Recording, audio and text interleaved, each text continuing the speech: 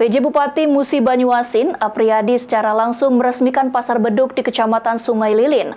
Ratusan pelaku UMKM dilibatkan dalam pasar beduk tersebut. Perindustrian membuka pasar beduk yang diresmikan oleh PJ Bupati Muba Apriyadi.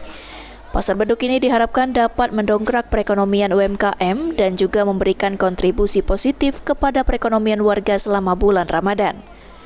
Bupati Musi Banyuasin Apriyadi mengatakan, Dinas Perdagangan dan Perindustrian diminta untuk rutin mengecek kualitas makanan dan minuman yang dijual di pasar beduk, supaya terhindar dari hal yang tidak diinginkan, seperti adanya zat berbahaya yang terkandung dalam makanan yang ada di pasar beduk, yang dapat mengganggu kesehatan warga. Hari ini kita mulai melaksanakan pasar Ramadan, kalau kerennya pasar beduk.